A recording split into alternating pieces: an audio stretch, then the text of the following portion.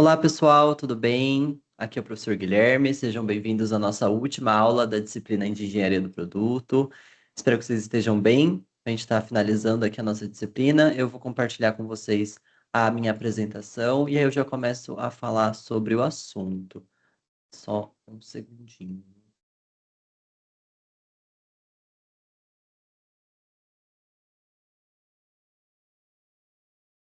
Bom, gente, sejam bem-vindos à nossa finalização da disciplina. Hoje a gente vai falar sobre as ferramentas do processo de desenvolvimento de produtos. Então, na última aula, a gente falou sobre a finalização do produto, que é o lançamento desse produto no mercado.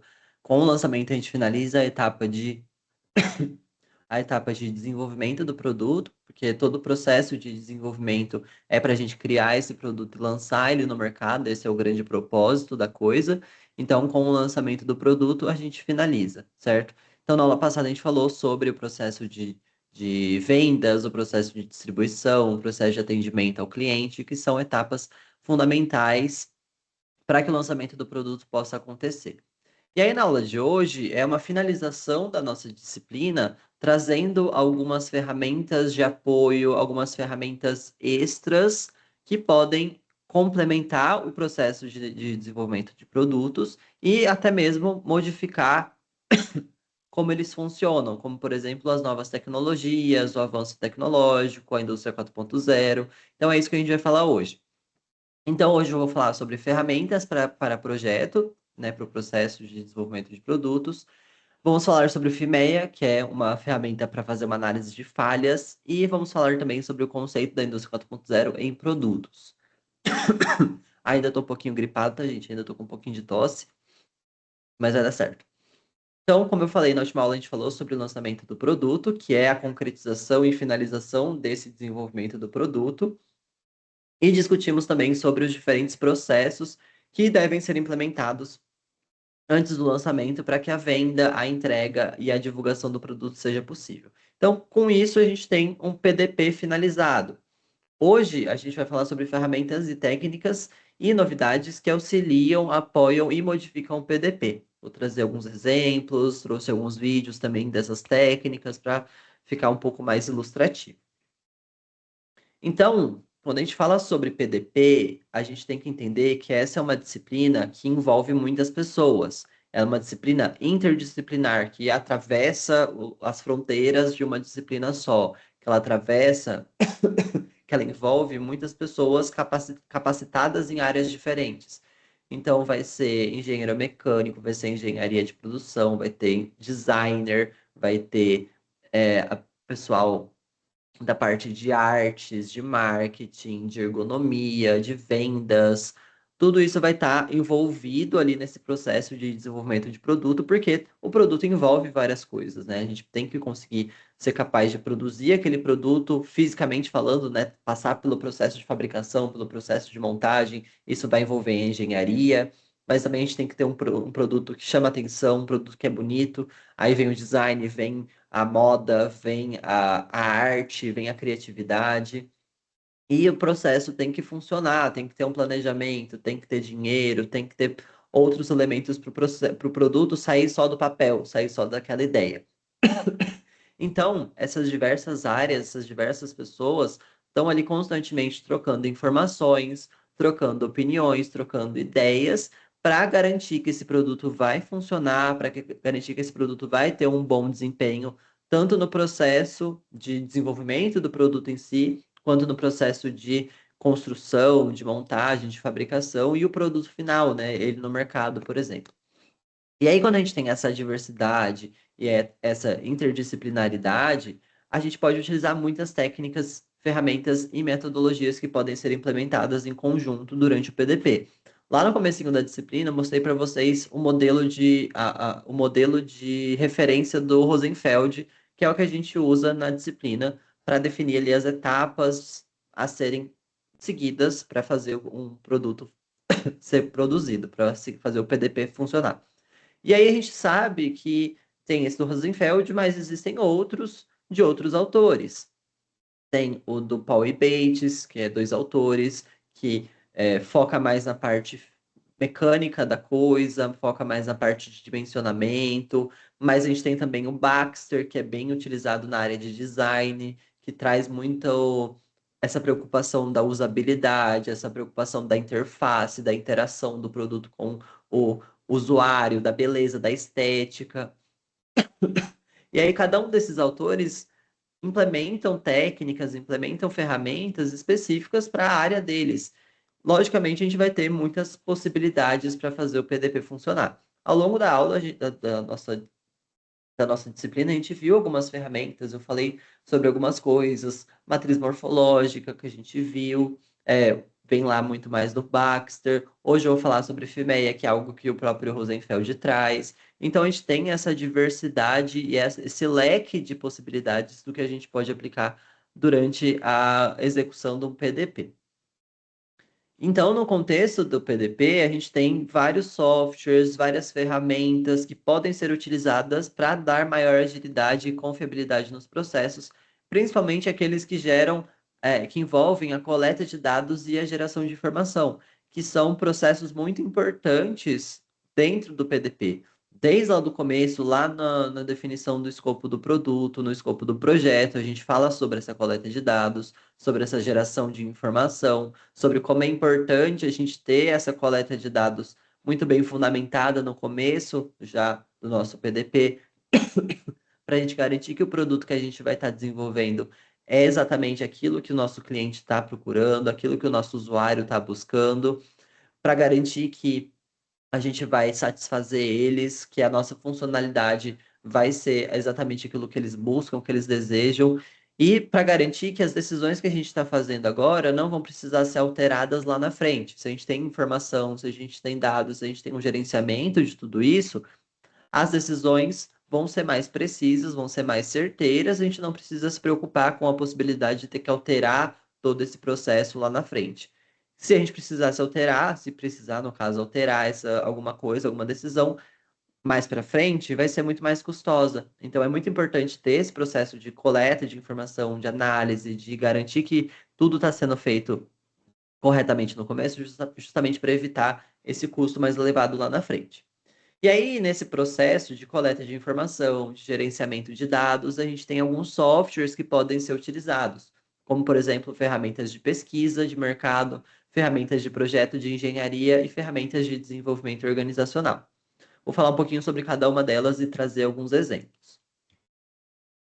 As ferramentas de pesquisa de mercado têm como objetivo coletar dados para posterior análise e tomada de decisão com base nas informações geradas. Então, a gente vai querer compreender ali como está o cenário do mercado para a gente conseguir aproveitar ao máximo lacunas, coisas que estão faltando, coisas que os clientes estão buscando, necessidades ali do mercado. Então, é uma forma da gente planejar as ações quando o assunto é saber a opinião do público-alvo relacionado ao produto em desenvolvimento.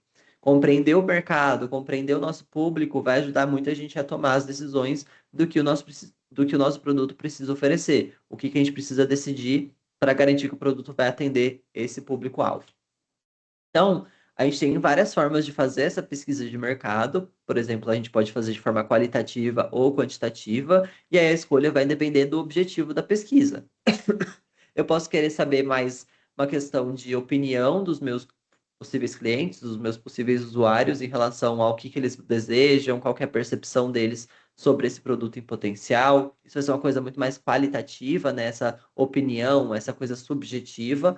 Ou eu posso querer entender lados quantitativos, quantidade de pessoas, quantidade o valor que essas pessoas estão dispostas a pagar, pegar dados mais numéricos e usar isso para entender o meu mercado do produto. E aí existem vários tipos de pesquisa: pesquisa de hábitos de costume, pesquisa de satisfação do cliente, pesquisa de imagem de marca, pesquisa de testes de campanha, pesquisa com os próprios colaboradores. E dependendo do que a gente está querendo encontrar, a gente pode utilizar alguma delas. Eu quero entender como que esse meu público-alvo consome esse tipo de produto, qual que são os hábitos de consumo dessa população. Isso pode guiar a forma com que eu vou fazer o marketing do meu produto, por exemplo, as campanhas que eu vou desenvolver para divulgar esse produto. Nesse aspecto de marketing de teste de campanha, de pesquisa de teste de campanha, a gente pode fazer um teste em relação a se uma campanha A funciona melhor do que uma campanha B. Tem formas de fazer esses testes, chamado teste AB, né? Então, eu tenho o mesmo produto, eu quero divulgar ele para várias pessoas, eu quero ver qual dessas campanhas, qual dessas promoções é a melhor. Eu segmento a minha base de dados de cliente em duas, e eu mando uma propaganda para um lado de uma forma e outra propaganda para outro lado de outra forma, e eu vejo qual tem mais engajamento, qual delas teve mais retorno, qual as pessoas tiveram mais interesse. Pode ser por e-mail, pode ser em rede social, pode ser promovendo isso na internet.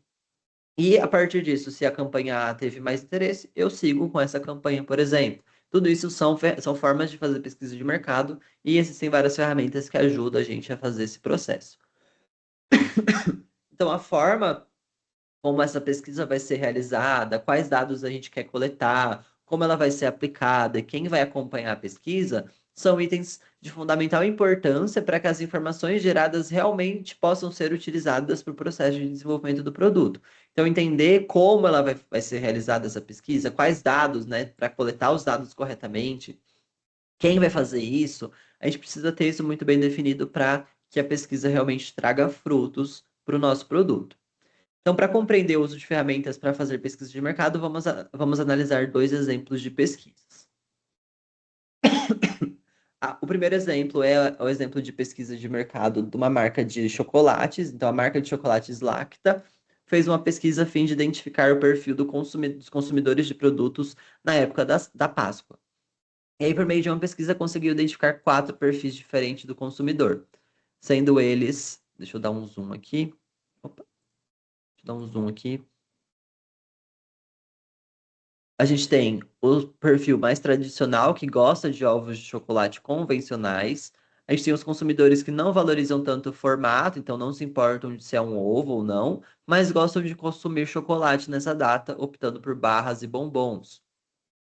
A gente tem os consumidores que dão preferência para produtos especiais, então um produto diferente, uma promoção, um produto inovador, um produto que está lançando agora, uma cesta com vários produtos, e os consumidores que não abrem mão da qualidade, que pode ser o produto mais caro, mas se tiver qualidade e garantia, eles vão investir nisso.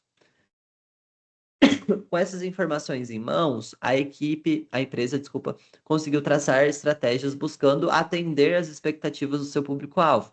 Então, eles prepararam ovos de chocolate mais recheados e com alto teor de cacau e apostou em versões diferenciadas de chocolate já existentes em embalagens diferenciadas, de forma que o seu público seja atendido de acordo com as necessidades pesquisadas. Então, eles investiram em ovos, que é justamente esse mais tradicional, mas eles investiram também em outros formatos.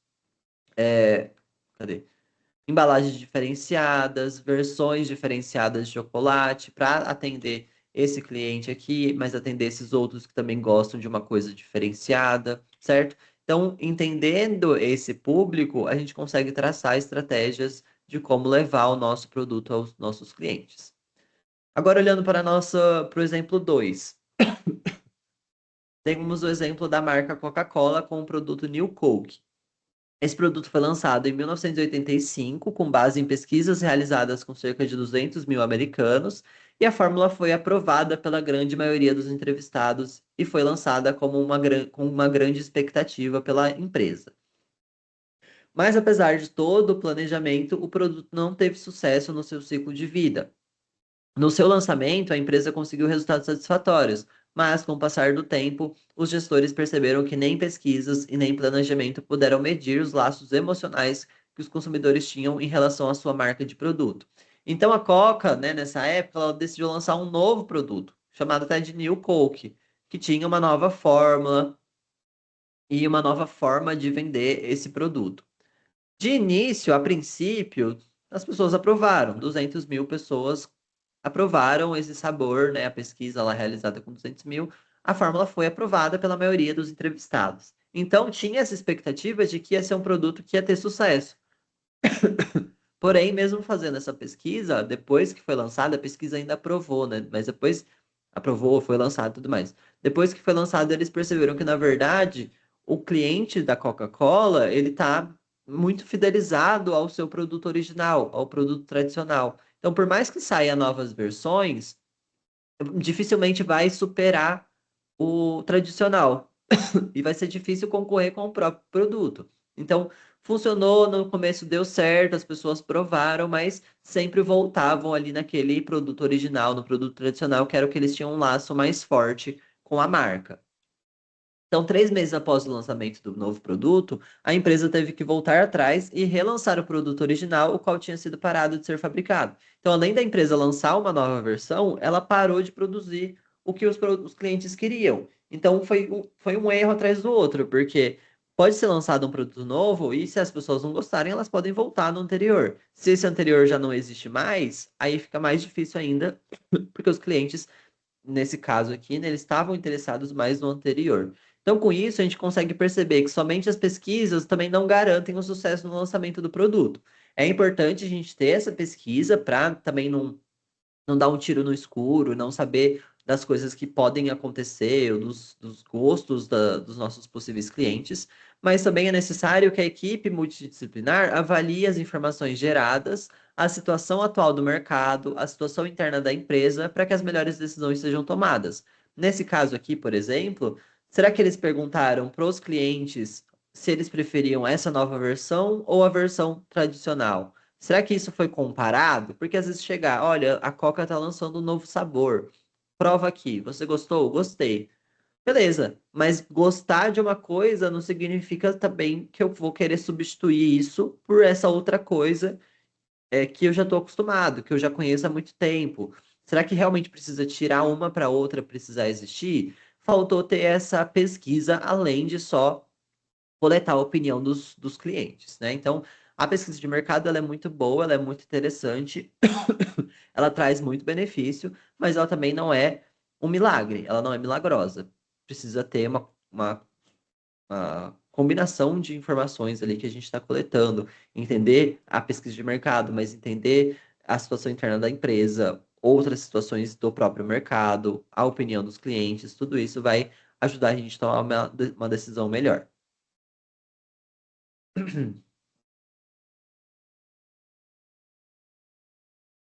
Outro tipo de ferramenta que a gente tem são as ferramentas para projetos de engenharia.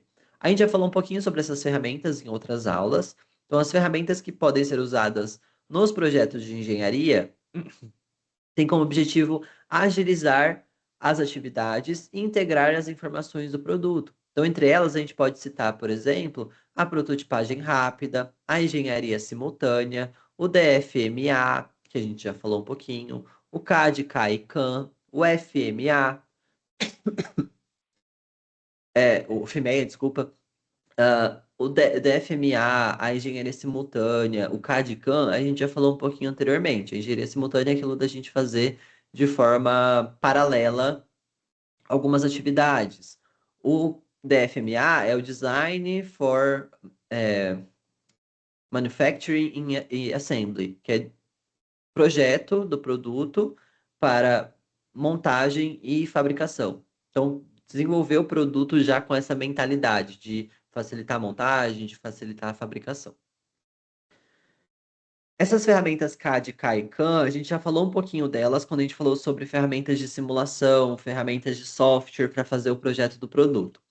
Ferramentas CAD, CAI e CAM são softwares que foram desenvolvidos para auxiliar o projeto dos produtos.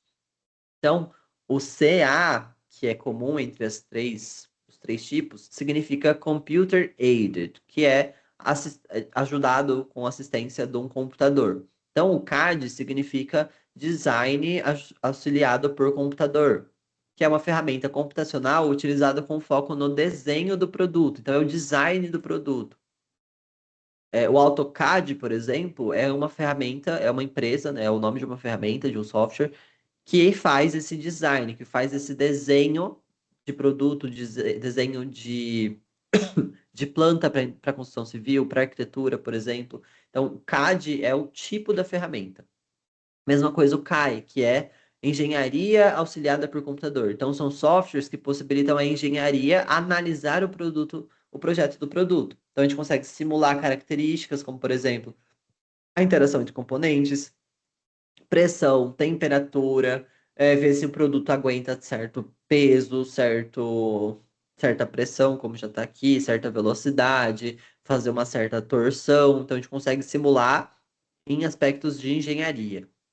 E o CAM, que é o Computer Aided Manufacturing, que diz respeito ao processo de manufatura assistido por computador, em que os softwares são utilizados para controlar ferramentas e máquinas atualizadas no processo produtivo. Ah, isso aqui já está mais voltada também para o processo de funcionamento de uma máquina que vai estar produzindo aquela peça, por exemplo. Então, a gente consegue já programar essa peça, essa máquina para produzir essa peça e ter interação ali com aquela própria máquina e tudo mais.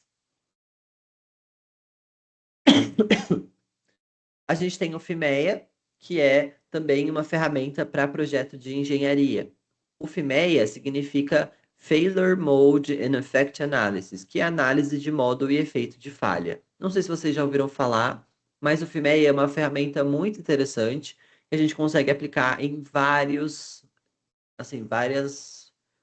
contextos. Então, é uma ferramenta muito utilizada para analisar a causa e efeito dos problemas em produtos ou processos. A gente vai entender o modo e o efeito dessa falha. Então, a causa e o efeito dessa falha. É uma abordagem sistemática na qual os procedimentos são seguidos para a identificação das falhas em produtos ou processos, objetificando a melhoria contínua e a confiabilidade. Então, a gente vai tentar encontrar possibilidades de falha dentro daquele processo, dentro daquele produto, e ver como a gente pode melhorar nesse sentido, tá? Então, a ferramenta FIMEA auxilia no processo da qualidade, pois no PDP a gente consegue estabelecer, e é necessário estabelecer, padrões de trabalho para que as características pensadas e planejadas nas etapas de desenvolvimento sejam executadas no momento da produção do produto. Então, aqui a gente vai garantir que as coisas vão sair da forma que a gente quer. Vai garantir que a gente analisou se vai dar algum problema, se alguma coisa vai sair dos conformes, antes mesmo de começar a executar ela. Então, ela tem como objetivo principal identificar essas falhas, essas possíveis falhas, e eliminar ou minimizar os riscos associados a cada uma dessas possíveis falhas. Então, a gente vai olhar para um produto, para um processo e vai pensar: o que que pode dar errado aqui, em relação a esses diversos componentes, esses diversos sistemas, essas diversas partes do meu produto? O que que pode dar errado? Ou no meu processo, né? O que que dentro desse processo pode dar errado? E aí eu vou avaliar isso em relação à probabilidade dele ocorrer, se ele ocorrer, quão grave vai ser esse acontecimento. Caso eu perceba que existe esse risco, eu consigo detectar ele com velocidade, eu consigo ver rápido que esse problema vai acontecer, ou é algo que é muito difícil de eu perceber? Se for muito difícil de eu perceber, é mais perigoso ainda, né? Porque não tem como eu saber quando ele vai acontecer ou não. Então, a gente consegue aplicar o FIMEA em diversas situações. Por exemplo, na manutenção industrial, para a gente verificar as potenciais falhas de um equipamento e já planejar qual que vai ser o processo de manutenção dele, qual que vai ser a frequência de manutenção nesse equipamento, por exemplo. É muito utilizado também para avaliar a segurança de um ambiente de trabalho, para a gente verificar as consequências de possíveis falhas em termos de acidentes ou doenças ocupacionais. Então, ali no meu ambiente de trabalho, o que que pode acontecer que pode resultar num acidente, ou que pode resultar numa doença, ou que pode resultar numa possível lesão do meu trabalhador. Tem risco de queda, tem risco de escorregar, tem risco de cair alguma coisa na cabeça da pessoa. Tudo isso a gente consegue trazer para o FIMEA. E também no contexto do PDP, a gente consegue considerar as falhas nas especificações do projeto e as falhas no processo que são decorrentes de problema no planejamento e na execução dessas tarefas. Então, dentro desse processo de PDP, o que que pode dar errado? Dentro do processo de fabricação do meu produto, o que que pode dar errado? Dentro de todo esse ciclo de vida do meu produto, o que que pode dar errado? E aí analisar em relação a essas possíveis falhas.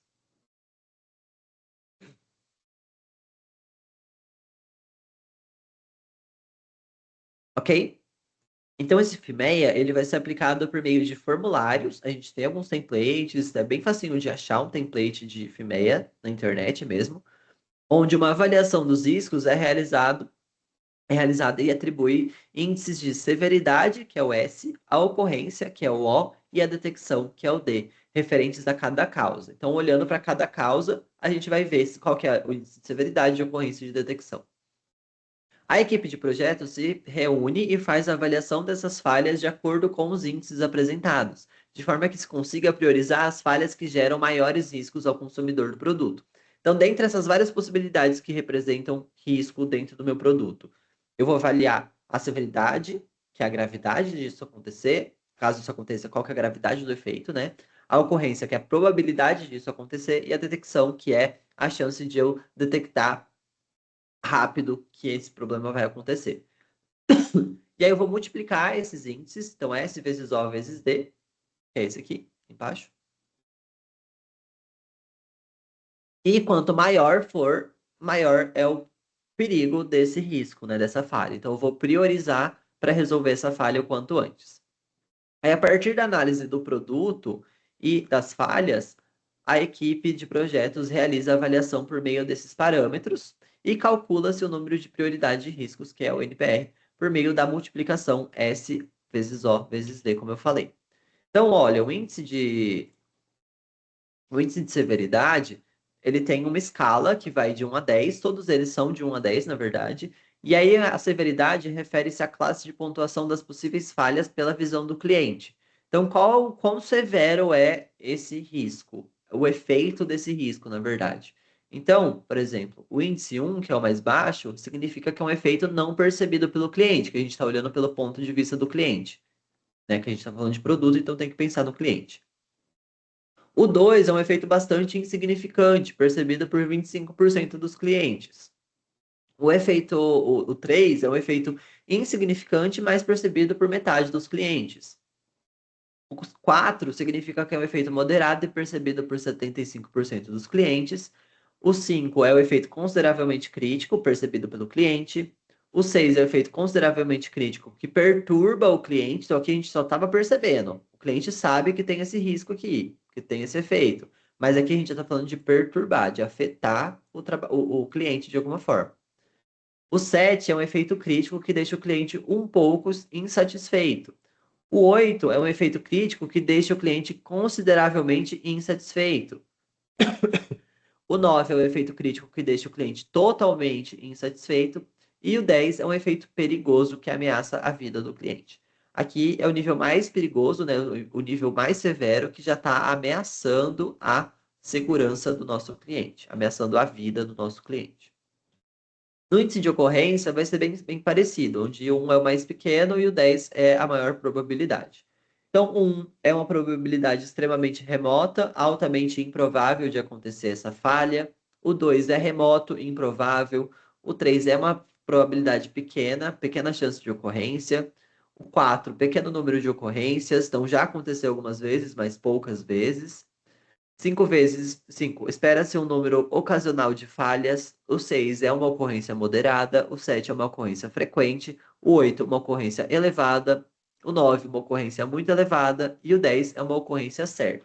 E aí, gente, o FIMEA, ele tem uma característica de você poder utilizar ele de forma tanto reativa quanto proativa. Então, antes de acontecer alguma coisa, a gente pode estimar e avaliar o que a gente acha que pode vir a acontecer. Então, eu posso estar avaliando um suposto caso em que o meu produto vai falhar. Se ele falhar, qual que é a probabilidade dele falhar, que é essa ocorrência? Se ele falhar, qual que vai ser o efeito dessa falha? Como que eu vou sentir isso? Como que o meu cliente vai sentir isso? Ou eu posso olhar também para avaliar o que aconteceu. Ah, o meu produto começou a dar esse defeito. Vamos avaliar para entender qual deles é o mais perigoso, qual deles é o que a gente deve priorizar. Então a gente olha para esse histórico, a gente verifica quais foram os erros, quantas vezes eles aconteceram, qual que foi a frequência desses erros terem acontecido, a gente dá um valor de acordo com essa ocorrência. Dos que aconteceram, quais foram mais severos, quais foram os efeitos, como esses efeitos afetaram o nosso cliente. Então a gente consegue olhar tanto antes de um problema acontecer, de um erro acontecer, como também depois que ele já aconteceu. E o último índice que a gente tem é o índice de detecção, que ele vai avaliar a eficácia dos controles atuais que a gente tem para identificar uma falha antes que ela chegue ao cliente, antes que ela afete o cliente. Então, aqui a gente é quase contrário, né? Então, aqui, quanto maior a chance da gente detectar, menor é o índice. Se é um caso que a gente tem muita dificuldade de detectar, é praticamente impossível desse erro ser detectado antes dele acontecer, aí a gente dá um nível 10 porque aí é mais perigoso, né? Se a gente consegue detectar, a gente consegue agir em relação a esse erro. Então, aqui na escala, um vai ser aquele que é quase certo que será detectado, 2 vai ser a probabilidade muito alta de detecção, o 3 é alta probabilidade de detecção, o 4 é a chance moderada de detecção, o 5 é a chance média de detecção, o 6 é alguma probabilidade de detecção, o 7 é a baixa probabilidade de detecção, o 8 é a probabilidade muito baixa de detecção, o 9 é uma probabilidade remota de detecção e o 10 é a detecção quase impossível, tá? E aqui é a mesma coisa. Eu estou supondo, eu posso supor essa detecção, conhecendo o meu produto, conhecendo a possibilidade de erro dele, eu conseguiria detectar ele ou não.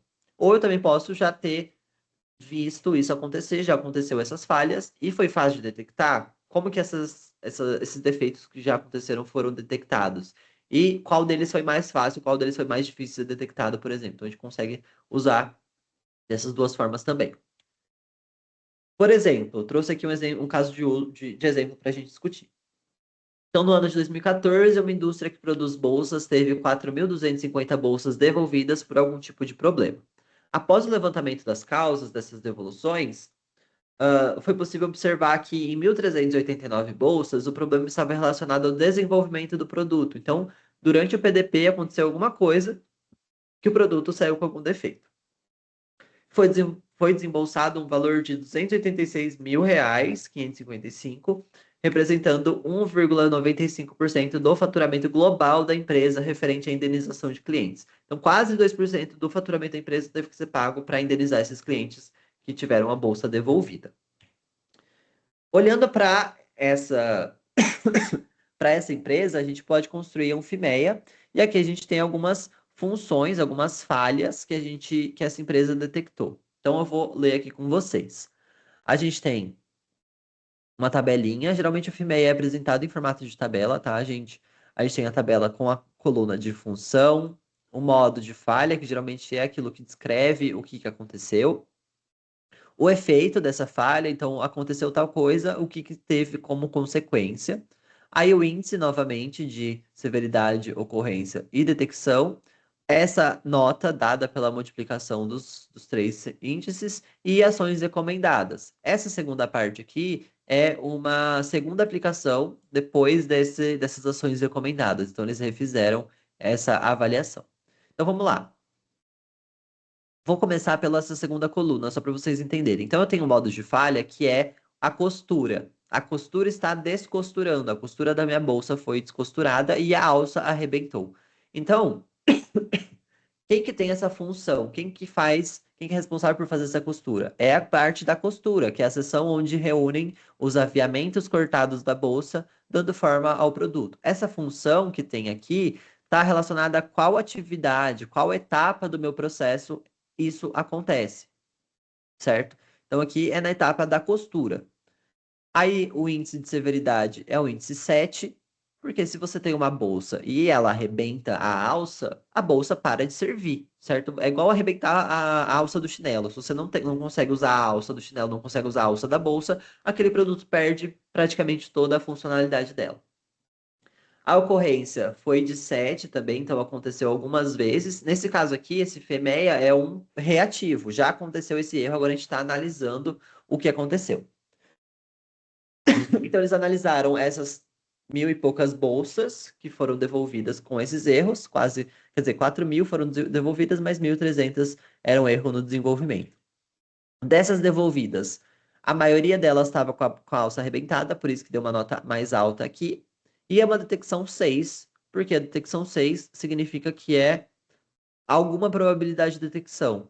Tá rasgando, tá soltando a costura, às vezes dá para você detectar, mas também você tem que estar atento, ou talvez a costura é mais interna, então eles consideraram nível 6. Deu uma nota de 294. E aí eles definiram como uma ação recomendada criar fichas de processo justamente para que esse processo de costura aqui, que é onde está dando problema, seja padronizado, seja organizado. Já em relação ao segundo modo de falha, que é material não possui boa qualidade, faz com que o material descasque. E aí, quem é responsável por essa parte é o processo de material. Então, o material escolhido deve ser durável, resistente, e não está sendo, né? Então, a severidade 8, que isso vai trazer um impacto muito grande para os nossos clientes, uma severidade muito grande. Não é tão detectado assim, porque até que comece a de fato descascar essa bolsa, você não vai perceber que isso está acontecendo. E a detecção 6, mesma coisa aqui, né? Dá para perceber ao longo do tempo. A detecção não é tão difícil assim, quer dizer, não é tão fácil assim, mas também não é algo tão impossível de detectar. E aí, para ação recomendada, eles definiram o teste de qualidade para os materiais selecionados. Então, vamos testar esses materiais antes de produzir para ver se eles vão descascar ou não. E aí, aqui a gente tem o terceiro, que é duas coisas relacionadas ao rebite. Então, o rebite tem a função de reforço e segurança, ou também apenas detalhe decorativo. E aí teve um problema relacionado à altura do pé do rebite, pode não ser suficiente, e o enfeite cai com facilidade. Então, o rebite que estava sendo utilizado para enfeite estava caindo e também não tinha uma altura suficiente. Quando o rebite serve como reforço e segurança em uma alça, o mesmo pode arrebentar. Então, ele não estava aguentando o peso da alça, não estava aguentando a força da alça. E o enfeite cai, quando ele é apenas um enfeite, então tem a situação que ele está tendo uma funcionalidade, tem a função que ele está só sendo como enfeite, ele cai da bolsa. E aí, nesse caso, quando ele para de funcionar, ele arrebenta, tem um efeito muito maior do que só o enfeite cair. O enfeite cair, você não impacta tanto na qualidade na satisfação do cliente. Já você arrebentar uma parte e parar de funcionar, é um impacto muito maior. Ocorrência, ocorreu mais vezes esse do que esse, e a detecção é 4, né? Porque é mais fácil você perceber que está arrebentando. O enfeite, quer dizer, é mais fácil, exato. E o enfeite cair também é algo muito óbvio. Assim que cai, você já percebe que ele caiu. Então, ele recebeu nota 16, esse aqui tem nota 160. E por fim, a gente tem o mosquetão de metal, que é um metal que quebra com facilidade. Esse é o modo de falha. E o efeito não é possível usar a alça opcional. Então, ele tem uma coisa na bolsa que permite retirar a alça opcional. E aí, quando ele quebra, você não consegue mais usar essa alça opcional. Então, isso vai impactar muito forte, né, o uso dessa bolsa. Ocorre com bastante frequência, né? A segunda com maior frequência, a primeira é essa aqui, depois essa aqui. E é fácil de detectar. Nível de. A nota final deu 126. Para o rebite, eles decidiram fazer teste de resistência dos pontos críticos para o rebite, onde em alguns pontos da bolsa demanda mais força, e de realizar um teste de resistência à tração para o mosquetão.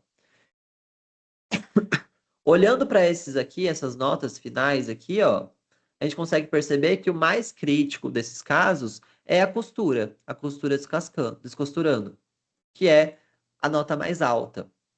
Esse aqui vai ter uma nota mais alta, mesmo que a severidade dele é mais baixa que o segundo e que o terceiro, por exemplo.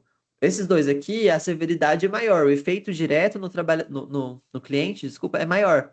Porém, o primeiro, ele ocorre com mais frequência e a detecção dele é um pouco mais difícil. Então, a soma, a multiplicação, na verdade, desses três aqui vai ser maior do que os outros. Então, o primeiro a ser resolvido é esse aqui, depois é esse aqui, segundo, depois esse aqui, depois esse aqui e depois esse aqui. Então, a gente tem uma ordem de prioridade para resolver esse problema, ok? Esse é o FIMEA.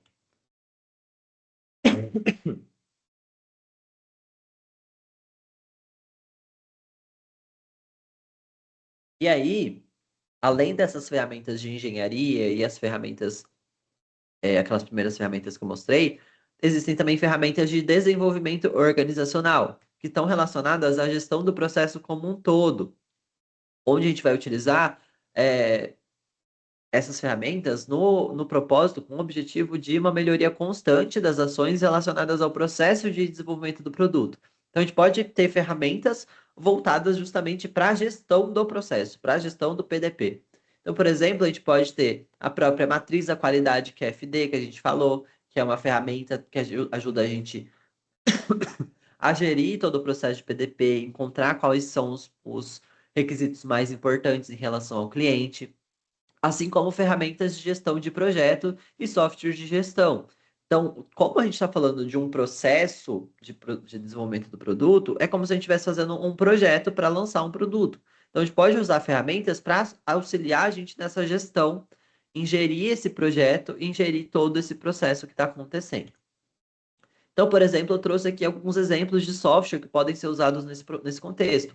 O próprio software de gestão de projetos, como o MS Project, que é o de gestão de projetos da Microsoft. Não sei se vocês já tiveram contato. Esse aqui é um dos únicos que eu já usei, tá? Mas ele é bem tradicional, bem clássico, assim, muita gente conhece. Dá para a gente colocar a ordem do. Quer dizer, colocar todos os processos, a sequência dos processos e tudo mais e colocar isso dentro de um cronograma para ir acompanhando à medida que o tempo passa, tá vendo que aqui tem dezembro, janeiro, fevereiro, e para a gente acompanhar em qual ponto a gente está. E aí, se a gente está no meio de uma etapa, e na verdade a gente está atrasado, dá para a gente tentar organizar. Quando eu fiz aquele meu projeto de desenvolvimento de produto, que eu mostrei para vocês em outras aulas, a gente usava isso aqui semanalmente, assim, toda semana a gente se juntava enquanto equipe e falava o que que a gente está fazendo, onde a gente está nesse projeto, e aí a gente percebia que às vezes a gente estava atrasado, então a gente tentava ajustar algumas etapas, diminuir o prazo de outras, tentar antecipar alguma coisa para tentar terminar no tempo máximo, porque a gente tinha um prazo final e a gente conseguia ver todo o cronograma até finalizar. Outros exemplos que eu trouxe também, eu coloquei aqui ERP, porque o ERP é um tipo de sistema de informação que pode ser usado nesse contexto de gestão organizacional. E aí o RP, ele é esse termo mais guarda-chuva, né? Eu não trouxe especificamente uma única ferramenta, mas uma possibilidade, um tipo de ferramenta para ser utilizado. Ela pode ajudar justamente nessa gestão organizacional, a gente saber o que que tem na nossa empresa, o que que precisa comprar para desenvolver o produto, gerenciar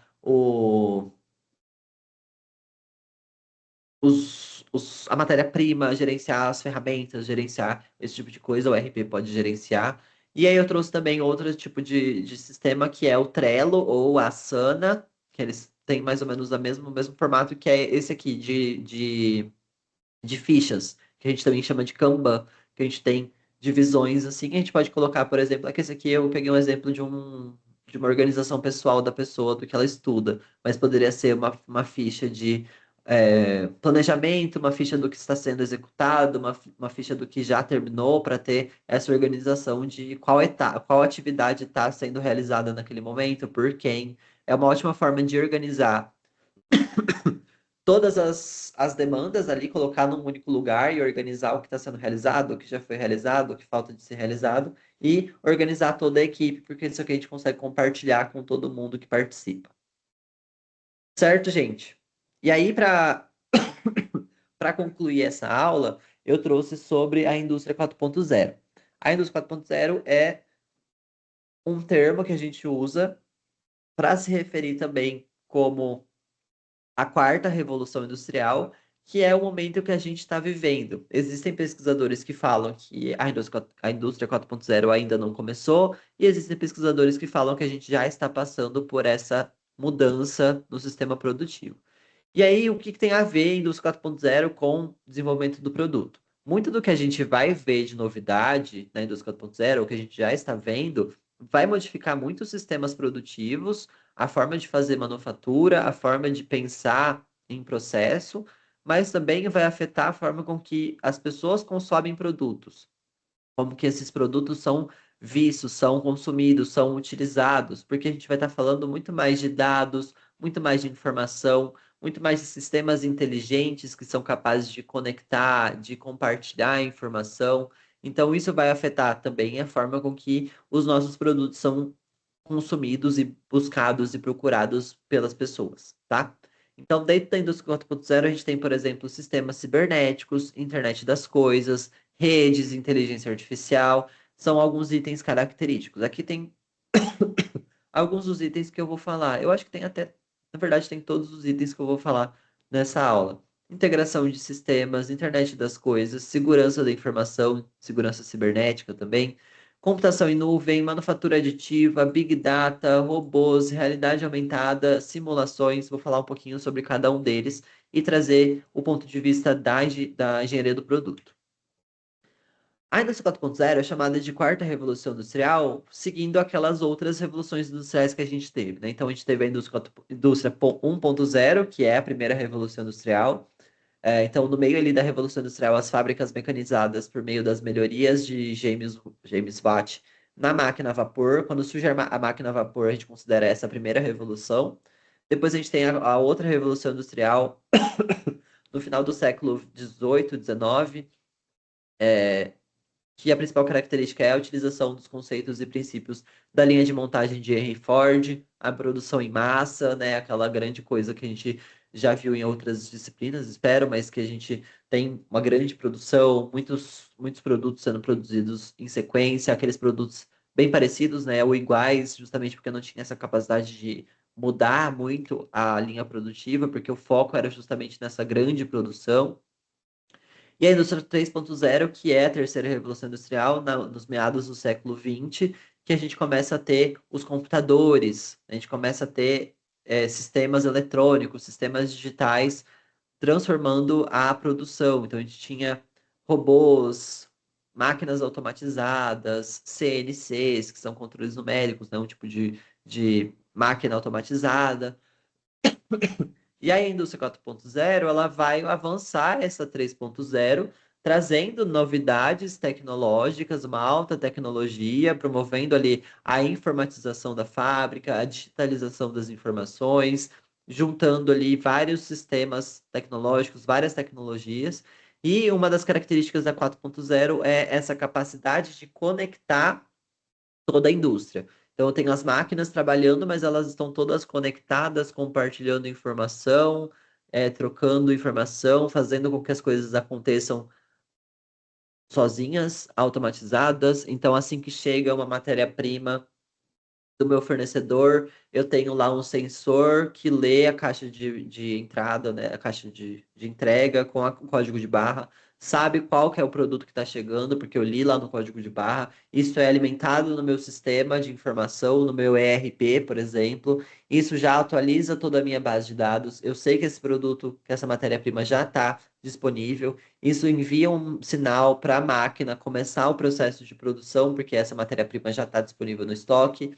Vai ter um robô ou uma esteira ou alguma coisa automatizada que vai lá buscar essa matéria-prima e trazer para o sistema produtivo. Vai ter um robô, uma máquina automatizada para fazer essa produção. Às vezes, né, boa parte das vezes vai estar totalmente automatizado, sem operadores. Às vezes o operador vai estar só monitorando, fazendo uma inspeção da qualidade.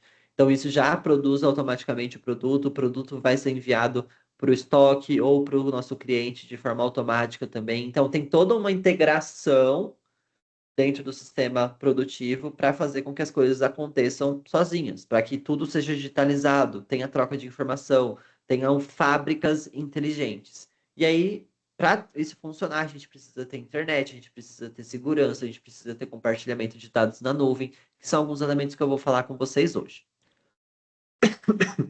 Então, a indústria 4.0, ela tem como objetivo a evolução do processo produtivo como uma integração com uma integração vertical, em que todos os níveis da fábrica estão conectados, e também uma integração horizontal, em que todos os envolvidos no processo estão conectados por meio da tecnologia. Então, a gente vai conectar os níveis operacionais, estratégicos, todos a hierarquia da empresa vai estar conectada, ao mesmo tempo que todos os departamentos, não só tipo a manufatura, mas a manufatura, a logística, as vendas, o marketing, vai estar todo mundo conectado e compartilhando informação. E aí uma das características relevantes da indústria 4.0 é a automação de tarefas e controle de dados e informação. Tudo isso é baseado em alguns pilares, como a integração de sistemas, a internet das coisas, a segurança cibernética, a nuvem, manufatura aditiva, realidade aumentada, big data, robôs e simulação. Eu vou falar um pouquinho sobre cada um deles agora com vocês. A integração de sistemas representa a união de processos, estações de trabalho e sistemas em um ambiente integrado, que utiliza a troca de informações e o trabalho integrado para realizar as atividades de forma simultânea e automática.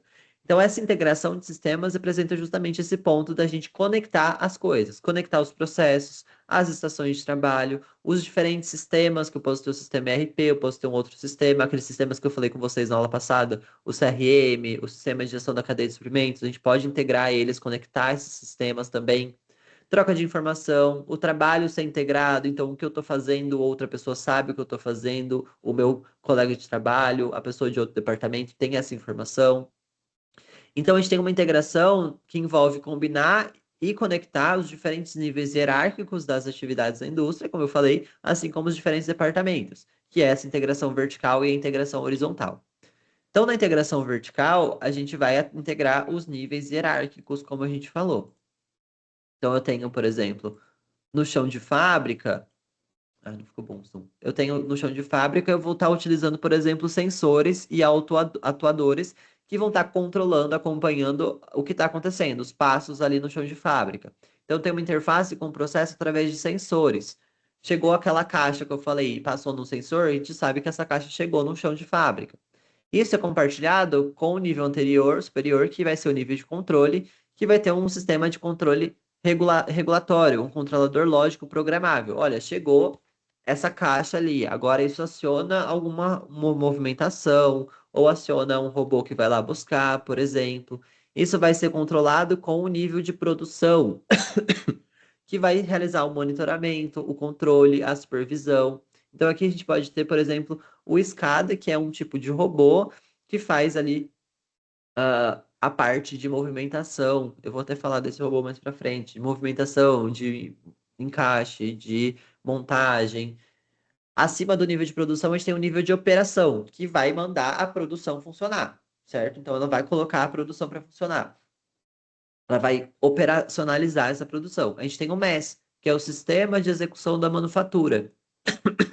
Então, no MES, a gente vai estar fazendo um planejamento da produção, o gerenciamento de qualidade, a eficiência. O MES é um tipo de sistema de informação que conecta com os robôs, que integra ali informações, que integra os comandos, que integra a forma desses robôs trabalharem e mandam nesses robôs. Então, definir isso aqui vai definir os outros e vira uma escadinha, né? Uma coisa leva a outra e uma coisa alimenta a outra. A gente está alimentando esse aqui, que alimenta esse aqui, que alimenta esse daqui e vice-versa. Esse aqui manda nesse aqui, que vai utilizar isso aqui, que vai receber informação disso aqui e assim por diante. E para cima também, né? O RP é aquele sistema que eu falei. Chegou a caixa, o sensor identificou, essa informação vai passando e chega no sistema ERP que vai arquivar ali, olha, chegou mais uma caixa da peça tal. Então é um nível de planejamento mais corporativo, o nível de planejamento mais completo da organização como um todo, porque o ERP vai alimentar outras partes da empresa. Então, o gerenciamento de pedidos, processamento, planejamento, planejamento corporativo, gerenciamento de processo de negócio, tudo isso dentro do próprio ERP. E a integração horizontal é aquela que a gente vai atravessar as fronteiras departamentais, as diferentes funções dentro da empresa. Então, a gente vai ter o departamento de desenvolvimento, de produção, de logística, de distribuição. Quando a gente integra todos eles aqui, a gente vai estar passando informação de um para o outro. Então chega aqui os fornecedores e outros parceiros que trazem informações, trazem dados, trazem recursos para a etapa de desenvolvimento. Então, o desenvolvimento faz análise de marketing, prova de conceito, prototipagem. Isso vai ser alimentado para a produção, que vai fazer o planejamento, vai fazer parte de materiais, pessoal de compras, produção de peças, desempenho de produção, tudo que a gente falou na disciplina, ao longo da disciplina, que vai levar para logística, para programar o que tem que ser feito para entregar esse produto, para programar a parte de recepção de bens, de demandas, e isso vai comunicar também na distribuição que vai fazer essa entrega. E aí essas informações estão sendo compartilhadas simultaneamente. Tudo isso aqui está conectado numa coisa só, num sistema só, numa troca de informação. A produção sabe o que o desenvolvimento está fazendo, que sabe o que a logística está fazendo, que sabe o que a distribuição está fazendo. Então, é simultânea essa troca de informação. O fluxo de informação flui muito tranquilamente aqui dentro porque todo mundo está conectado. Eu não preciso esperar que o desenvolvimento me passe coisas para produção e a produção passe coisas para logística e assim por diante. Está tudo fluindo. E aí no PDP, essa integração de sistemas auxilia principalmente no processo de fabricação e montagem, conectando máquinas, equipamentos e sistemas. Essa troca de informação horizontal entre esses departamentos faz com que o processo seja mais preciso, seja mais rápido e otimizado, porque a gente consegue saber o que as demais partes da organização estão realizando ao longo do ciclo de PDP. Então, eu sei exatamente o que cada um está fazendo e isso agiliza o processo. Eu não preciso esperar que isso venha até mim. E a integração vertical possibilita uma descentralização da informação e das decisões. Eu não preciso esperar que o meu chefe, o meu nível mais alto, o nível acima de mim, me passe essa informação, porque eu tenho acesso a um sistema que também recebe essa informação, que compartilha essa informação com os outros níveis de decisão. Então eu consigo já saber o que eu posso fazer, o que eu não posso fazer e tomar essa decisão, sem esperar que outra pessoa passe por todas essas informações e tome essa decisão, é, até que eu faça alguma coisa.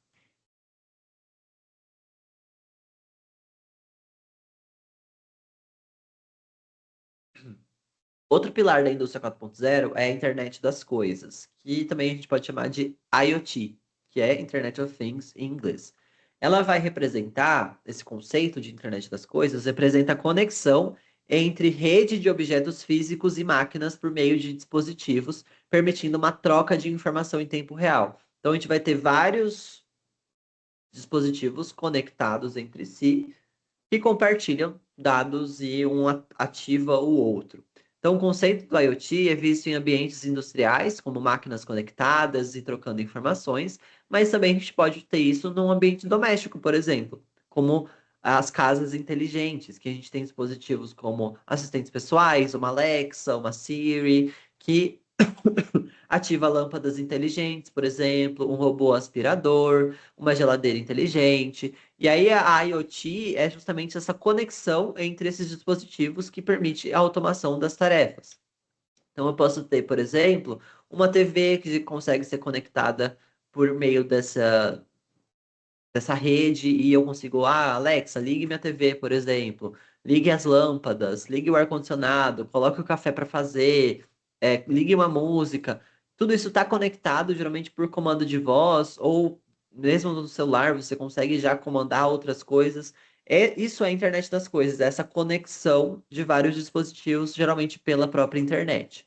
E a gente tem isso dentro do ambiente produtivo também, principalmente com máquinas, né, sendo comandadas e uma compartilhando informação com a outra.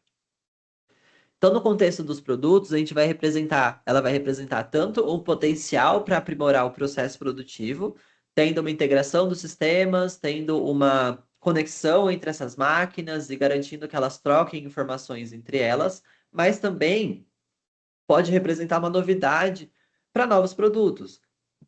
Existe existe uma busca por produtos inteligentes né, as pessoas estão buscando capazes de automatizar tarefas e atividades do dia a dia das pessoas. Então, uma tomada inteligente, por exemplo, que você conecta na sua tomada, mas aí você consegue controlar ela pelo seu celular, uma lâmpada, um ventilador, uma geladeira inteligente. Tem surgido cada vez mais essa busca por esse tipo de produto. Então, isso pode guiar também a novidade no PDP, né? A própria atividade mapa de vocês, que fala sobre integrar uma IA no produto, pode ser por meio dessa visão de internet das coisas, de uma coisa mais inteligente. Então, pode ser uma novidade, pegar um produto tradicional que as pessoas já têm e acrescentar essa camada de internet das coisas para tornar ele um produto inteligente. Essa pode ser uma novidade nos produtos. Outro pilar que a gente tem é o da segurança cibernética. A segurança cibernética envolve sistemas de segurança robustos para essa realidade de indústria. Então, essa indústria que a gente está falando, de indústria 4.0, ela representa uma conectividade muito grande, né? Uma troca de informações muito, muito grande, uma integração com diversos softwares, com diversos sistemas, com outras empresas. E aí, para garantir que tudo isso vai funcionar e que a empresa não vai ser hackeada, que as informações não vão ser vazadas, que não vai ter problema de privacidade, a gente precisa ter um sistema de segurança robusto, que é essa segurança cibernética. E aí é fundamental em ambientes que são altamente conectados, porque a gente consegue proteger os dados, os sistemas e a infraestrutura digital contra acessos não autorizados, ataques e falhas de segurança. E a gente está falando, né, falando sobre indústria 4.0, falando sobre esse avanço tecnológico, Cada vez mais as pessoas estão é, dependentes da internet, dependentes da tecnologia, não só as pessoas, mas as empresas também. Precisa realizar o contato, faz pelo WhatsApp, precisa registrar um pedido, tem um sistema na internet que faz isso. O que é ótimo, porque automatiza muito o processo, torna o processo mais rápido, mais moderno, mas também torna a empresa suscetível a um ataque. Se acabar a internet, se cair a internet, por exemplo, o que que a empresa vai fazer? Se acontecer coisa que acontece todo ano, por exemplo, dos serviços da Meta parar de funcionar. O WhatsApp às vezes cai, fica um dia fora caído, o dia inteiro caído. Como que a empresa vai contatar os seus clientes, os seus fornecedores, se ela faz isso tudo pelo WhatsApp, por exemplo, não tem registro em outro lugar? Então, esses ambientes muito conectados, que usam muito da tecnologia, precisam também ser amparados por sistemas seguros, por uma segurança, por criptografia, por modelos que vão garantir a proteção dessas informações e dessa troca de dados.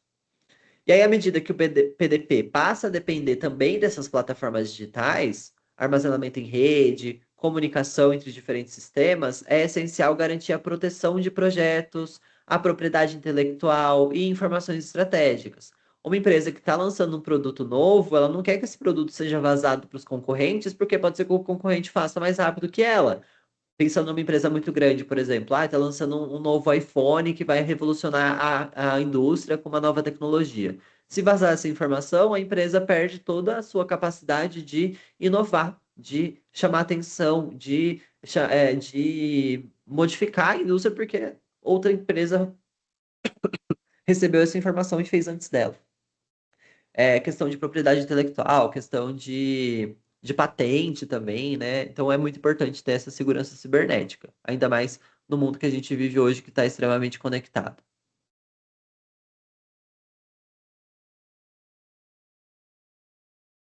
Posso? E a gente tem também outro pilar, que é o pilar da nuvem. A nuvem, a gente pode falar de computação em nuvem, a gente pode falar de banco de dados em nuvem. A nuvem em si, esse acréscimo que a gente coloca nas coisas, refere-se ao aquela parte, um armazenamento, uma coisa na nuvem, representa que a gente não está conectado fisicamente com ela. Então, refere-se ao armazenamento e processamento de dados em servidores remotos que a gente consegue acessar pela internet, eliminando a necessidade da infraestrutura local robusta. Então, eu, ao invés de precisar ter um espaço no meu computador, por exemplo, para armazenar os meus dados, eu consigo utilizar um Google Drive, que é um banco de dados remoto, um banco de dados na nuvem, certo? A computação na nuvem é esse acesso remoto a processamentos, a armazenamento. Então, a gente vai ter na nuvem, por exemplo, ah, aplicações como conteúdos, comunicação, finanças, mas também uma parte de infraestrutura como computação, armazenamento, conexão, armazenamento de objetos, identidade, filas, bases de dados, tudo está na nuvem. E aí eu, enquanto uma pessoa usando um celular, eu consigo acessar isso daqui. Mas uma pessoa usando um portátil também consegue acessar. Um desktop também consegue acessar. Outros servidores também conseguem acessar. Um tablet também consegue acessar. Tudo que eu preciso para acessar essas aplicações e essas funções é ter uma internet. Tendo internet eu consigo acessar. E aí, no desenvolvimento de produtos, considerando essa nuvem, essa tecnologia permite que as equipes multidisciplinares, que é uma característica muito importante do, do PDP, faz com que elas consigam trabalhar de forma simultânea em um mesmo projeto, mesmo estando em diferentes locais geográficos, mesmo não estando juntos. Hoje a gente não tem mais tanto aquela necessidade de ter um trabalho físico, das pessoas estarem no mesmo ambiente trabalhando. E aí, compartilhar arquivos, compartilhar dados, compartilhar projetos, compartilhar softwares, é possível por meio da nuvem. Então, ferramentas de modelagem, simulação, gestão de projetos podem ser acessados em tempo real por todos os membros dessa equipe, facilitando a colaboração entre engenheiros, designers, gestores, além de reduzir custos com a infraestrutura tecnológica. Então, ao invés de eu implementar, de eu comprar uma estrutura física e implementar na minha empresa, eu posso só assinar um contrato ali, um pacote e ter esse mesmo recurso na nuvem, sem gastar nada além daquele pacote que geralmente é mais barato do que fazer a implementação física. Outro pilar é a manufatura aditiva, que também é conhecida como impressão 3D. A impressão 3D é um processo de fabricação baseado na adição sucessiva de camadas. Se vocês já viram uma impressão 3D, vai fazer sentido para vocês, que ela vai imprimindo, colocando lá o material um em cima do outro até que o produto vai sendo formado, né? Pelo menos a primeira impressão 3D era dessa forma. Hoje a gente tem outras formas de fazer isso. E ela é chamada aditiva, que ela está adicionando camadas ali do recurso, do material, até formar aquele produto. Ela possibilita a criação de produtos de forma ágil e, consequentemente, a análise desses produtos se torna mais eficiente. Então, a gente consegue produzir produtos inteiros usando impressão 3D. Essa tecnologia tem grande impacto no desenvolvimento de produtos, pois a gente consegue ter uma rápida prototipagem de componentes, possibilitando testar formas, encaixes e funcionalidades antes da produção em larga escala. Então, ao invés de eu produzir aquele produto no material original dele, eu posso fazer uma prototipagem utilizando impressão 3D e fazer o processo ser muito mais rápido. Isso reduz o tempo de desenvolvimento, diminui custos associados à fabricação e permite maior liberdade de design, porque a gente consegue ter até geometrias complexas sendo fabricadas pela indústria pela impressão 3D. É,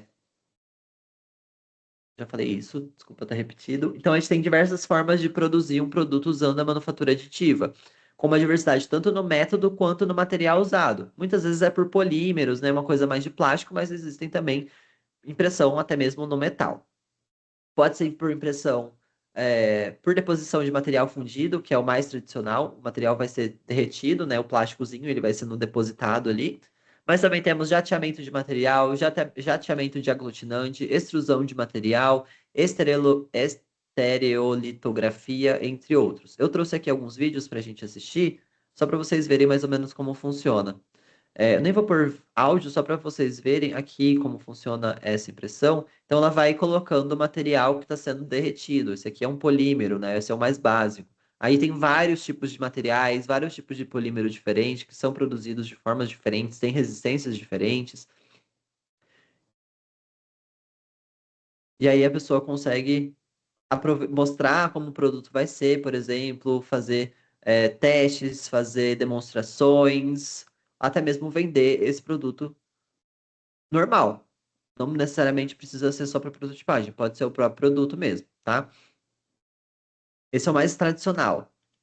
A gente tem também essa que é por impressão por jato aglutinante. Então, ela utiliza dois materiais, um material em pó e um aglutinante. O aglutinante vai estar na forma líquida e o material geralmente está na forma de pó. Aqui dá para a gente ver bem como funciona. Então, ele usa o material em pó, que é esse aqui da direita, é quase uma areia, né? E aí ele coloca ali na impressora, esse aqui é o produto que eles vão imprimir. Vai ficar esse material, esse pó embaixo, e a impressora vai depositando um material aglutinante em cima, que é tipo um líquido mesmo, que vai solidificando essa areia onde ele cai, onde ele é depositado, gota por gota. E isso vai imprimir. Tá vendo? Ó, ele vai colocando, vai depositando areia, vai aglutinando. Areia aglutina, até que vai formando a camada imprimindo ali o produto. Aqui tem o produto final. Depois eles limpam, né? Tira a areia, mas forma esse produto. Esse aqui é bem utilizado também para prototipagem, tá? Esse aqui é a impressão estereolitografia, que é um feixe de luz ultravioleta.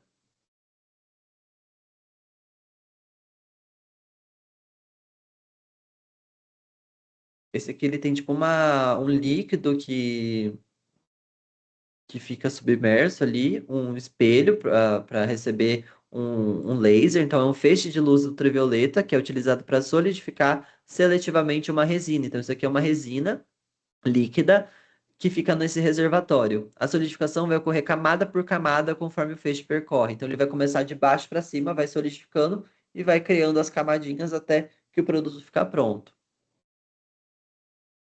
Tá vendo? Ó, ele vai solidificando a resina e vai construindo a geometria do produto. Tem um elevador para ir descendo, né? À medida que o produto vai sendo fabricado, ele vai descendo para a resina continuar subindo.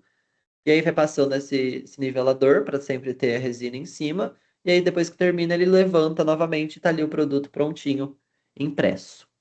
Bem legal esse também.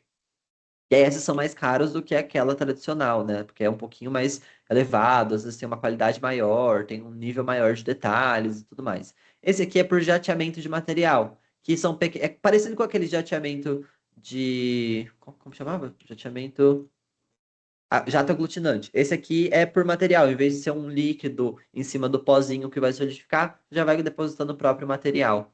E aí esse aqui é mais polímeros também, meio plástico, e vai depositando. É bem parecido com o anterior, mas ele é um pouquinho mais específico. Porque aquele outro, ele vai criando camadas de apoio, né? Se você tem um produto que ele é meio assim, você precisa ter apoios embaixo para segurar ele na base. Esse aqui, ele vai depositando exatamente em cima de onde precisa ser esse material. E ele solidifica assim que coloca, porque coloca o material líquido, passa uma luz, solidifica ele, então já consegue colocar outro em cima depois. Certo, gente? Então a manufatura aditiva, na verdade, ela tem um impacto no desenvolvimento de produtos, porque a gente consegue fazer uma prototipagem rápida de componentes, possibilita testar formas, encaixes e funcionalidades, e reduz o tempo de desenvolvimento e custos associados à fabricação, tá? Realidade aumentada, outro pilar da indústria 4.0. A realidade aumentada consiste na sobreposição de informações digitais, como imagens, modelos tridimensionais, dados técnicos, ao ambiente físico. Então a gente pega a nossa realidade do que a gente está vendo, a gente aumenta ela colocando uma camada a mais digital. Então, é aqueles óculos, né, de realidade aumentada, realidade virtual. A realidade virtual, ela cria uma realidade ao seu redor. Então você meio que entra num quarto novo que ele está simulando ao seu redor. A realidade aumentada é você está no mesmo lugar, você está vendo as coisas ao seu redor, mas você consegue ver como se fossem coisas holográficas assim na sua frente, projetadas para acrescentar, para aumentar, para você ter mais informação do que você está vendo. Geralmente por meio de dispositivos como tablets, smartphones ou óculos. Então, aqui tem até uma ilustração disso, né? A pessoa está com óculos ali e ela está vendo o produto é, projetado. Então, isso aqui é muito usado, por exemplo, para você ver detalhes do produto, para você ver o produto projetado, às vezes até para você convencer alguém de comprar o produto, porque a pessoa não está com o produto na mão, mas você consegue projetar para ela ver como que é o produto ali simulado na frente dela. No processo de desenvolvimento de produtos, essa tecnologia pode ser utilizada para visualizar protótipos virtuais, como eu falei. Existe muito isso, por exemplo, em lojas de móveis. Não sei se vocês já foram comprar móveis online, e aí você quer saber como vai ficar esse móvel na sua casa. Você consegue usar o seu celular para projetar como ficaria aquela mesa no seu ambiente de trabalho. Assim, coloca, escaneia meio que o seu ambiente, ela identifica onde está o chão e coloca a mesa na proporção certa. Então você consegue ver como que vai ficar esse produto no seu local que você quer colocar. É, pode auxiliar também na montagem de componentes ou facilitar a comunicação entre equipes de projeto. Isso aqui para montagem é bem interessante, né? Essa imagem mesmo, a pessoa pode estar montando o produto e ter ali uma camada digital a mais que ajuda ela a saber onde ela precisa encaixar cada uma das partes. Então, por exemplo, os engenheiros podem visualizar digitalmente como um componente se encaixa no equipamento antes de produzir fisicamente a peça, né? Então, vai fazer uma modelagem ali e já simula usando essa realidade aumentada se ela vai encaixar ou não naquele produto. O Big Data, já ouviram falar de Big Data? Big Data é um termo muito associado à indústria 4.0, que é usado para descrever um grande conjunto de dados que são muito grandes e complexos para serem processados por meio de métodos tradicionais.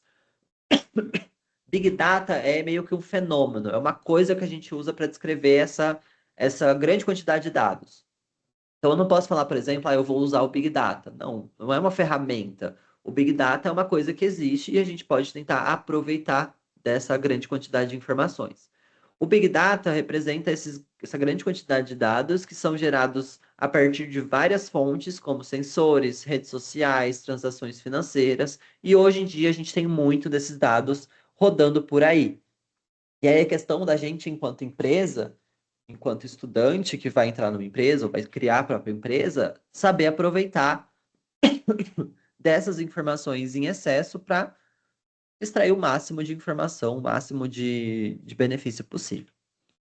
Eu trouxe aqui um gráfico que eu acho muito interessante, que é a quantidade de dados gerados a cada minuto. Infelizmente, eu só achei de 2024, não tem do ano passado ainda, eu acho que o grupo de pesquisa não fez isso.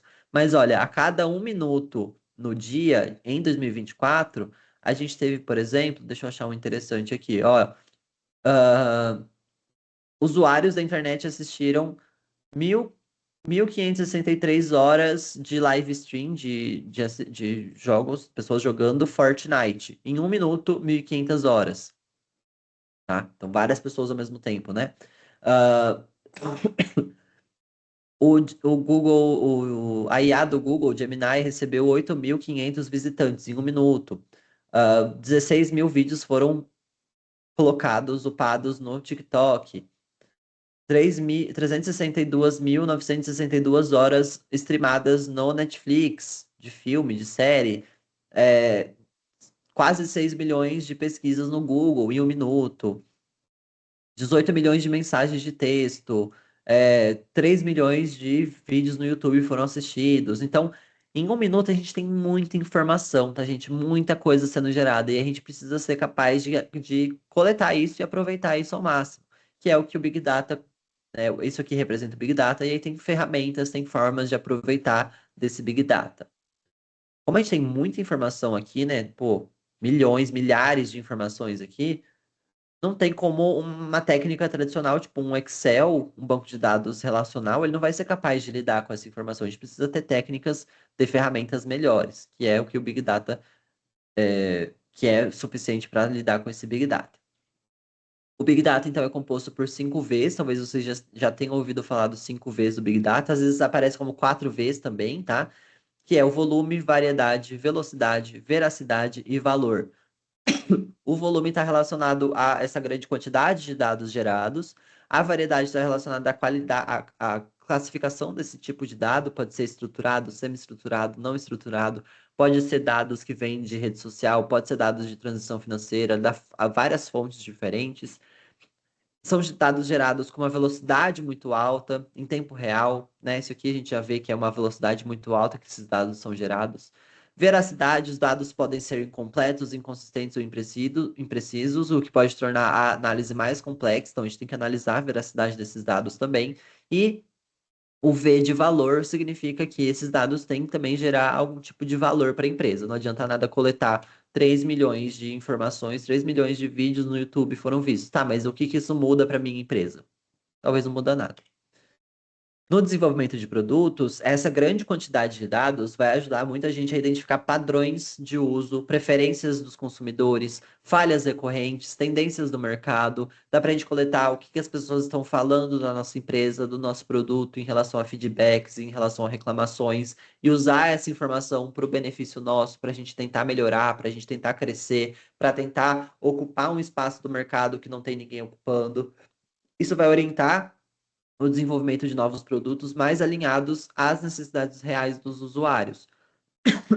Então, por mais que a gente está tendo os nossos dados, às vezes, coletados pelas empresas, pode ser que tenha o benefício da gente estar sendo melhor entendido também pelos nossos algoritmos, né?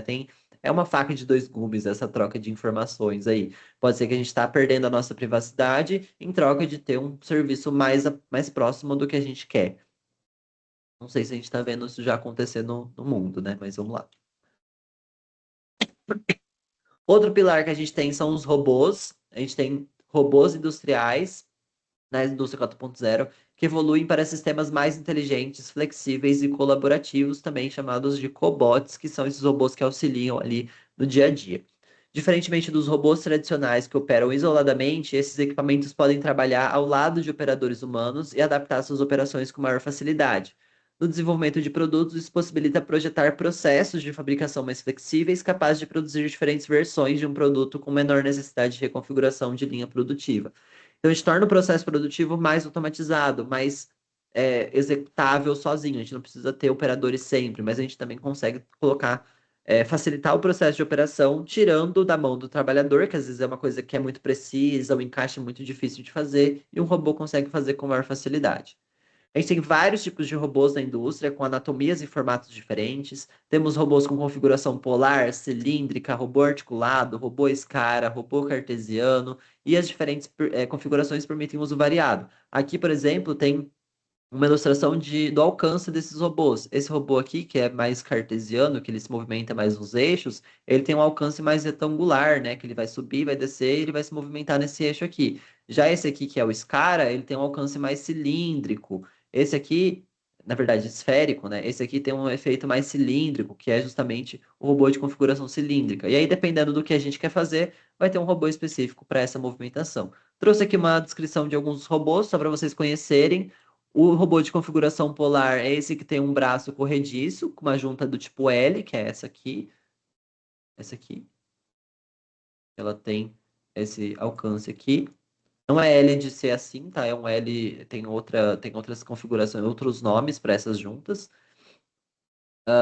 Que é atuado relativo ao corpo, que pode girar sobre ambos um eixo vertical de junta T, então ele pode gerar nesse eixo aqui também, e um eixo horizontal de junta R, que é esse aqui também. Então ele consegue se movimentar nesse sentido, e ele tem ali o braço, o alcance dele aqui.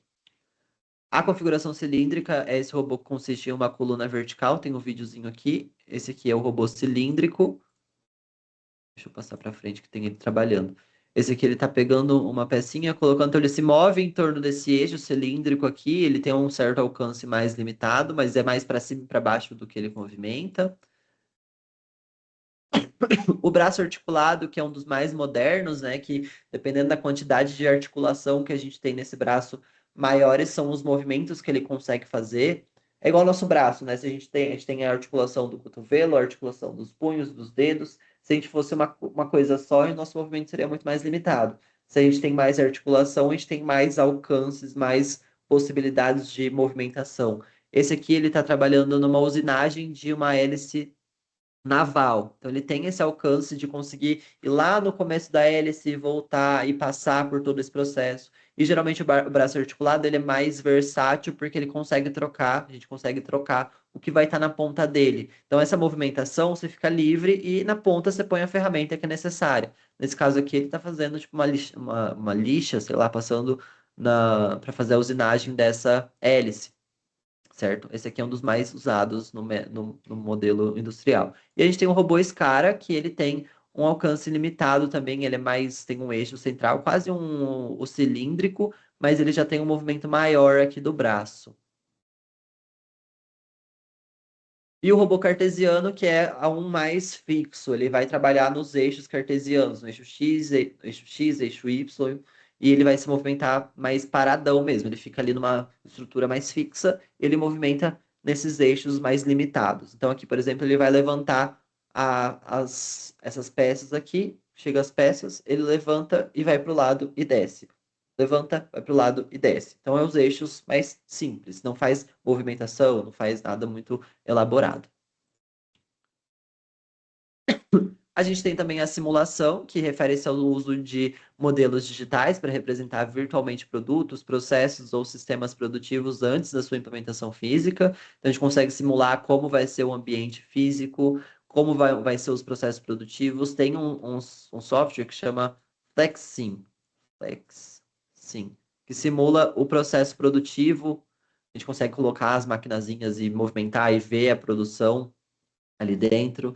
Por meio de softwares avançados, também é possível testar diferentes cenários de funcionamento, desempenho estrutural, fluxo de produção, né? A gente consegue ver se o produto vai funcionar perfeitamente, testar ele em relação à pressão.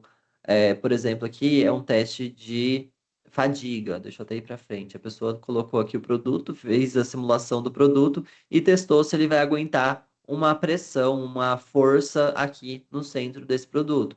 E aí consegue ver que o produto vai entortar. E esse aqui é o SolidWorks. A gente já falou do SolidWorks em outras aulas. Aqui dá pra gente ver, né, o esforço físico, a resposta do material. Bem interessante. Então, no processo de desenvolvimento de produtos, a simulação reduz significativamente a necessidade de protótipos físicos, permitindo identificar falhas ainda na fase de projeto e otimizar o desempenho do produto e reduzir custos e tempo de desenvolvimento. Então, pessoal, a indústria 4.0 é essa coisa que está surgindo muito grande, a gente fala muito disso, né? Cada vez mais a gente vai falar sobre tecnologia, novidades, IA tá aí para a gente falar bastante disso também. E os conceitos e pilares da indústria 4.0 vão ser cada vez mais praticados, e o processo de desenvolvimento de produtos pode tirar o melhor proveito das tecnologias utilizadas, porque a indústria 4.0 vai promover um ambiente altamente digitalizado e integrado, no qual os dados, sistemas e equipamentos vão interagir continuamente. Essa transformação vai impactar o PDP porque vai tornar ele mais rápido, mais colaborativo e baseado em dados orientado à inovação, permitindo que as empresas criem soluções mais eficientes, personalizadas e alinhadas às demandas do mercado contemporâneo. Então, a gente torna o processo mais rápido, a gente automatiza algumas etapas, a gente torna a coleta de informações mais rápida, a gente faz com que novos produtos surjam também, né, por meio da indústria 4.0, novidades, novas coisas para a gente inovar e trazer para os nossos produtos. Então, é muito importante vocês entenderem esse aspecto da indústria 4.0 no contexto do produto também, ok? Bom, gente, era isso. A gente finaliza a nossa disciplina aqui, tá? Deixa eu até parar de compartilhar, falar com vocês. A gente finaliza a nossa disciplina aqui. A gente vai estar. Esse aqui foi o final mesmo, a gente viu sobre todo o processo produtivo, todo o processo de desenvolvimento de produtos, e essas foram as últimas considerações aí para vocês conhecerem e pensarem um pouco em como vai ser esse PDP mais para frente. Espero que vocês tenham gostado, espero que vocês tenham aprendido. Muito obrigado pela paciência, muito obrigado pela presença nas aulas e por terem estado aqui comigo durante essas semanas. Muito obrigado, gente. Fico à disposição. Desejo a vocês muito sucesso e quem sabe a gente não se encontra aí pelas próximas disciplinas. Até mais. Tchau, tchau.